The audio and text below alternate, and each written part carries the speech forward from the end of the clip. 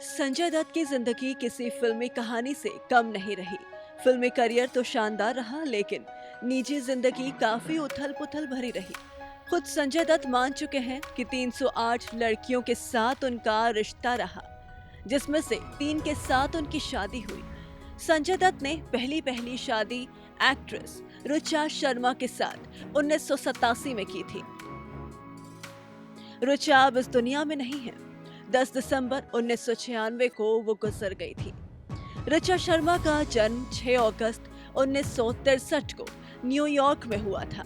वो भारत एक एक्ट्रेस बनने के सपने को लेकर आई थी, लेकिन करियर बनाते बनाते उन्हें संजय दत्त से प्यार हो गया और फिर उन्होंने अपने सपने को पूरा करने से ज्यादा संजय दत्त के प्यार को महत्व दिया और उन्होंने संजय से शादी करके अपना घर बसा लिया।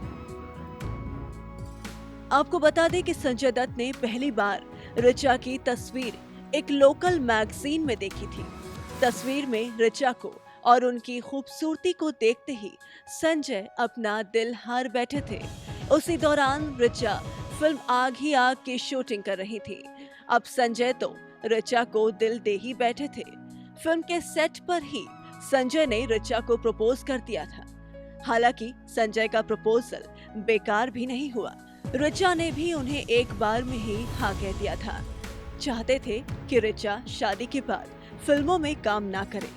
वहीं ऋचा ने उनकी ये बात मान ली और वो शादी के बंधन में बंध गए। शादी के बाद ऋचा ने अपने फिल्मी करियर को अलविदा कह दिया। 1987 में संजय ने एक्ट्रेस ऋचा शर्मा से शादी की थी। अगस्त 1988 में संजय दत्त पापा भी बन गए। बेटी त्रिशाला और वाइफ ऋचा के साथ संजय काफी खुश थे, लेकिन जल्द ही संजय की खुशी को नजर लग गई। त्रिशाला के पैदा होने के 4 महीने बाद संजय किसी फिल्म की शूटिंग के लिए विदेश जा रहे थे। वो फ्लाइट में बैठने ही वाले थे कि उनके लिए एयरपोर्ट पर इमरजेंसी कॉल आया। संजय को बताया गया कि वाइफ ऋचा की तबीयत बहुत खराब है। ऋचा का चेकअप करवाया गया तो पता चला कि उन्हें ब्रेन ट्यूमर है। ऋचा को इलाज के लिए न्यूयॉर्क ले जाया गया।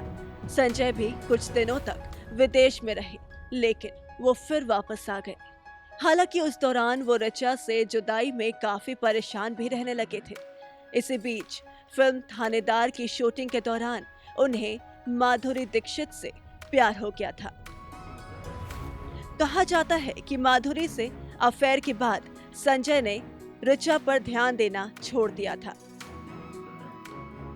वो ऋचा से काफी दूर भी हो गए।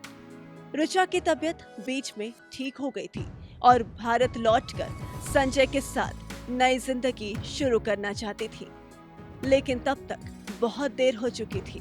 तब तक संजय के ऊपर माधुरी का जादू चल चुका था। वो माधुरी के प्यार में इस कदर दीवाने हो गए थे कि उन्होंने ऋचा को और उनके प्यार को भुला दिया था। इस सदमे को ऋचा बर्दाश्त नहीं कर पाई और वो वापस न्यूयॉर्क चली गई। इस बात का खुलासा उनकी बहन ऐना ने भी किया था। एक इंटरव्यू में ऋचा की बहन ऐना ने कहा था कि संजय दत्त उस वक्त अपनी पत्नी को एयरपोर्ट पर रिसीव करने तक नहीं आए थे, जबकि उन्होंने संजय को 2 बार फोन किया था। वो 15 दिन भारत में रहने के बाद फिर से न्यूयॉर्क लौट आई थी। उनके लिए संजय का प्यार खत्म हो चुका था और ऋचा ये बर्दाश्त नहीं कर पाई थी। न्यूयॉर्क लौटने के कुछ दिन बाद ऋचा को फिर ब्रेन ट्यूमर हो गया और 10 दिसंबर साल 1996 में उनका निधन हो गया। उस वक्त संजय दत्त उनके साथ नहीं थे। अपने आखिरी पलों में ऋचा उन्हें देख तक नहीं पाई थी। वहीं अपने ऊपर लगने वाले आरोपों को झूठा बताते हुए संजय ने कहा था कि मेरे और ऋचा के अलग होने की वजह ऋचा के परिवार वाले थे, जो कि उनके निजी रिश्ते में काफी दखल देते थे। साथ ही उन्होंने ऋचा की बहन ऐना को भी अपना रिश्ता टूटने की सबसे बड़ी वजह बताई थी। बता दें कि जब ऋचा शर्मा दुनिया छोड़ गई थी, तब उनकी बेटी त्रिशाला महज 8 साल की थी। वहीं मां के गुजर जाने के बाद से ही त्रिशाला अपने नाना नानी के साथ न्यूयॉर्क में रहती हैं। त्रिशाला ने क्रिमिनल लॉ में ग्रेजुएशन की डिग्री ली है। साथ ही उन्होंने साइकोलॉजी में मास्टर डिग्री हासिल की है।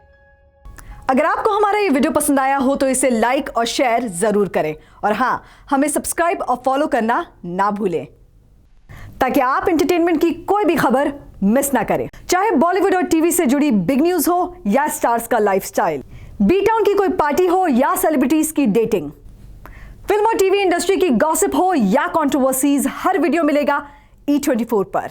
तो फिर धमाकेदार एंटरटेनमेंट के लिए जुड़े रहिए हमारे साथ और देखते रहिए E24।